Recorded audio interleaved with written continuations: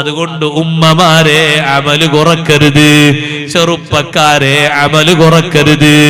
ഖുർആനുമായി ആത്മീയ ബന്ധം നമ്മൾ കൂടുതലാക്കണം. ഒരു മാസക്കാലം വലിയ ബന്ധമുണ്ടായിരുന്നില്ലേ? പെരുന്നാളോട് അത് ഉപേക്ഷിച്ചോ? പറ്റില്ല കേട്ടോ. എല്ലാ ദിവസവും ഖുർആനുമായി ആത്മബന്ധം വേണം, ഖുർആനുമായി വലിയ ബന്ധം വേണം. ഖുർആൻ നാളെ ആഖിറത്തിൽ ശഫാഅത്ത് ചെയ്യുന്നൊരു കിതാബാണ്, തിരിച്ചറിയുന്നൊരു ഗ്രന്ഥമാണ്. അതിനെ ഓതിയവർക്കും അതിനെ ബഹുമാനിച്ചവർക്കും വലിയ ബഹുമാനം ഖുർആൻ വാങ്ങിത്തരുന്നത് പാരത്രിക ലോകത്താണ്.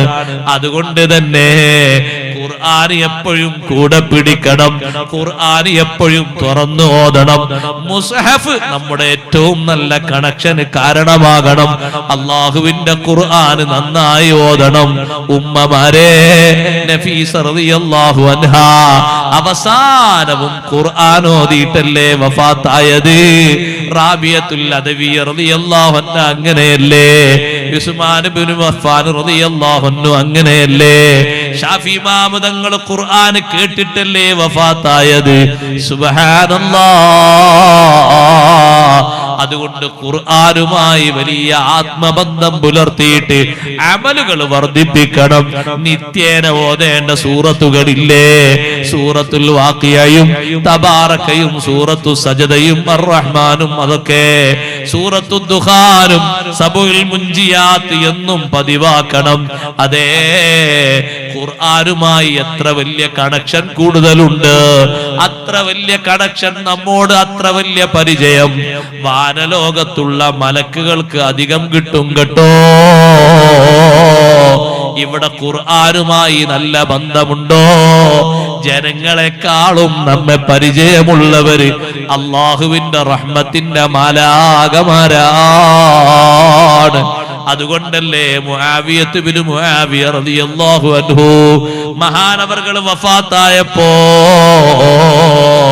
അതേ 10,000 മലക്കുകള് കൂട്ടം കൂട്ടമായി ജനാസ നിസ്കരിക്കാൻ വേണ്ടി ഇറങ്ങി വന്നപ്പോ നബി സല്ലല്ലാഹു അലൈഹി വസല്ലം തങ്ങൾ ചോദിച്ചില്ലേ, അല്ല മുആവിയ റളിയല്ലാഹു അൻഹുവിനെ നിങ്ങൾക്ക് പരിചയമുണ്ടോ? മലക്കുകൾ പറഞ്ഞു, ഉണ്ട് നബിയേ. വാനലോകത്തുള്ള മുഴുവൻ മലക്കുകൾക്കും മുആവിയത്ത് ബിൻ മുആവിയ റളിയല്ലാഹു അൻഹുവിനെ നന്നായി അറിയാം. എങ്ങനെയെന്ന് ചോദിച്ചു അല്ലാഹുവിന്റെ റസൂൽ. അപ്പൊ പറഞ്ഞു, ഒരു ദിവസം ഏറ്റവും അധികം ഭൂമിയിൽ നിന്ന് ഖുൽ ഹുവല്ലാഹു അഹദ് ഓതിയിട്ട് വാനലോകത്തേക്ക് അതിന്റെ ആ ഒരു സൗന്ദര്യം, അതിന്റെ ആ ഒരു ശബ്ദം, അതിന്റെ ആ ഒരു സുഗന്ധം മുആവിയ റളിയല്ലാഹുവിൽ നിന്നാണ് അടിച്ചു വീശുന്നത്. ഏറ്റവും അധികം സൂറത്തുൽ ഇഖ്ലാസ് ഓതിയിരുന്ന മഹാനാണ് മുആവിയത്ത് ബിൻ മുആവിയ റളിയല്ലാഹു അൻഹു. അവര് വഫാത്തായപ്പോൾ അല്ലാഹുവിന്റെ റസൂൽ മദീനയിൽ ഇല്ല, നബി തങ്ങൾ തബൂക്കിലാണ്.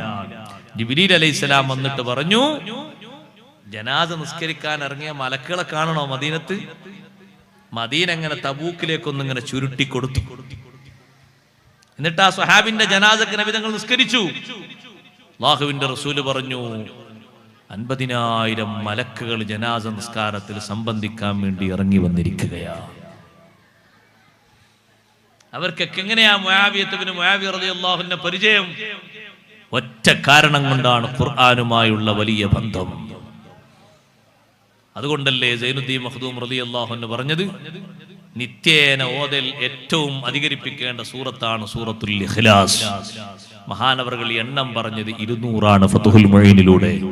200 പ്രാവശ്യം ദിനേന ഓതൽ സുന്നത്തുള്ള സൂറത്താണ് സൂറത്തുൽ ഇഖ്ലാസ്. അതിന് ഇത്രത്തോന ടൈമൊന്നും വരൂല.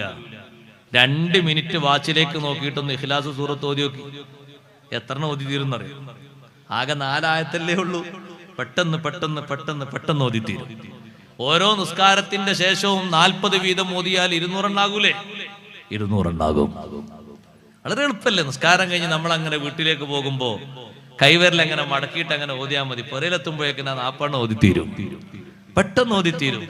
നിസ്കാരക്കുപ്പായൊന്ന് മാറ്റിയിട്ട് ഒന്ന് അടുക്കളയിലേക്കൊന്ന് പ്രവേശിക്കുന്നതിന് മുമ്പ് ഒരു കയ്യിൽ എണ്ണം പിടിച്ച ഉമ്മമാരെ 40 എണ്ണം എണ്ണിത്തീരും. വലിയ പ്രയാസമൊന്നുമില്ല. പതിവായി ശ്രദ്ധിക്കുകയാണെങ്കിൽ അല്ലാഹു തആല തൗഫീഖ് തരട്ടെ. എല്ലാ ദിവസവും മോദൽ സുന്നത്തുള്ള സൂറത്താണ്. അത് അധികം മോദിയപ്പോഴാണ് ഇത്രയും മലക്കുകൾ ജനാസ നിസ്കാരത്തിൽ സംബന്ധിക്കാൻ വേണ്ടി ഭൂമിയിലേക്ക് ഇറങ്ങിയത്. തബൂക്കിൽ വെച്ച് നബി സല്ലല്ലാഹു അലൈഹി വസല്ലം രംഗം കാണുകയാണ്. ജനാസ നിസ്കാരത്തിന് തങ്ങൾ നേതൃത്വം നൽകി. ഖുർആനുമായുള്ള ബന്ധം, വാനലോകത്തുള്ള മലക്കുകൾ വലിയ പരിചയം അവർക്ക് നമ്മെ കുറിച്ച് കിട്ടുന്ന ഒരു ബന്ധമാണ്. ഖുർആനുമായി നല്ല ബന്ധം സ്ഥാപിക്കണം. ഈ ചുരുങ്ങിയ ആയുസ് അല്ലാഹുവിന്റെ മാർഗത്തിലായി പൊരുത്തത്തിലായി ചെലവഴിക്കണം. റബ്ബ് തആല അതിന് തൗഫീഖ് നൽകുമാറാകട്ടെ. റവാത്തിബ് സുന്നത്ത് നിസ്കാരങ്ങൾ കഴിവിന്റെ പരമാവധി നമ്മൾ ശീലിക്കണം. മുഅക്കദായ ഒറ്റ സുന്നത്ത് നിസ്കാരവും നമ്മൾ ഒഴിവാക്കരുത്. കഴിവിന്റെ പരമാവധി ദുഹാ നിസ്കാരം ശീലമാക്കണം. ആത്മജ്ഞാനികൾ പറഞ്ഞില്ലേ, സാമ്പത്തിക രംഗത്ത് വലിയ ബറക്കത്ത് കിട്ടുന്നതിന് നിമിത്തമാകുന്ന ഒരു നിസ്കാരമാണ് ദുഹാ നിസ്കാരം. സാമ്പത്തിക പരാധീനത അനുഭവിക്കുന്ന പലരും ഉണ്ട്. കടബാധ്യതകള്, കച്ചവടം ശരിയാകണില്ല, ജോലി ശരിയാകണില്ല.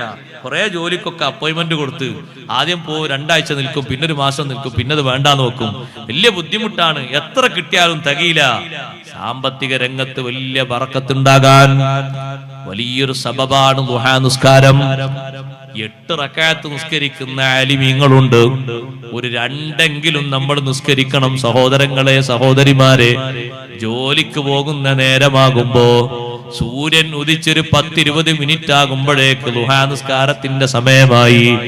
മക്കയിൽ വന്നപ്പോ നബി സല്ലല്ലാഹു അലൈഹി വസല്ലം തങ്ങൾ 8 റക്അത്ത് ദുഹാ നിസ്കരിച്ചു നല്ലേ ഉമ്മുഹാനി ബീവി റളിയല്ലാഹു അൻഹ റിപ്പോർട്ട് ചെയ്തത്.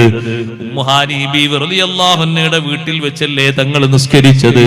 സുബ്ഹാനല്ലാഹ്, ഒരു 2 നമ്മൾ നിസ്കരിച്ചാൽ അത് വലിയ ബറക്കത്തുള്ള നിസ്കാരമാണ്. അതുകൊണ്ട് വലിയ ബറക്കത്ത് നമ്മുടെ സാമ്പത്തികമായ രംഗത്ത് നമുക്ക് ഉണ്ടാക്കിയെടുക്കാൻ കഴിയും. അല്ലാഹു തആല തൗഫീഖ് നൽകുമാറാകട്ടെ. ഖബറിലുള്ള നൂറാനിയത്ത് ഉദ്ദേശിക്കുന്ന ആളുകൾ, ഖബറിലുള്ള വലിയ പ്രകാശം ഉദ്ദേശിക്കുന്ന ആളുകൾ 2 റക്അത്തെങ്കിലും തഹജ്ജുദ് നിസ്കരിക്കണം. ഫലറക്അതാനി മിനസ് സ്വലാത്തി ബിലൈലത്തിൻ കൻസും ബിദാരിൽ ഖുൽദി അദ്വമംബലാ.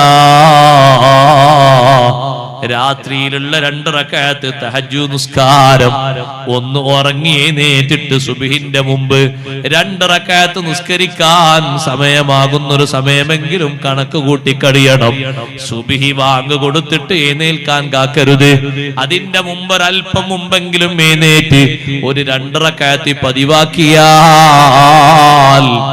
ഒറ്റക്ക് കിടക്കുന്ന ഒരു ജീവിതം നമുക്കൊക്കെ വരാനുണ്ട്. ആരും തുണക്കവിടെ കൂട്ടിനില്ലല്ലോ. ദുനിയാവിൽ ഊണിലും ഉറക്കത്തിലും കൂട്ടിലുള്ള കൂട്ടുകാരനാണെങ്കിലും നമ്മളവിടെ ഒറ്റപ്പെട്ടു പോയി. ഏത് വലിയ സ്ഥാനമുള്ള ആലിമും കിടക്കേണ്ടത് ഒറ്റക്കല്ലേ? എത്ര വലിയ സ്ഥാനമുള്ള ജനനേതാവും അവിടെ ഒറ്റക്കല്ലേ? നമുക്ക് സ്പെഷ്യലായ ഒരു വിരിപ്പ് അവിടെ വിരിച്ചു തരുന്നില്ലല്ലോ. എല്ലാവർക്കും ഒരേ രൂപത്തിലുള്ള വിരിപ്പല്ലേ? അതല്ലേ മണ്ണിന്റെ വിരിപ്പ്? എല്ലാവർക്കും ഒരേ രൂപത്തിലുള്ള തലയിണയല്ലേ? അതല്ലേ കളിമണ്ണിന്റെ തലയണ? സുബ്ഹാനല്ലാഹ്, ആ കഷ്ണം കണക്കാക്കിയ തുണിയില് നമ്മളവിടെ പൊതിഞ്ഞ രൂപത്തിൽ കിടക്കുമ്പോ ആ ലോകത്ത് വലിയ സന്തോഷത്തിനും വലിയ വെളിച്ചത്തിനും വലിയ നിമിത്തമാണ് ഈ നിസ്കാരമൊന്ന്.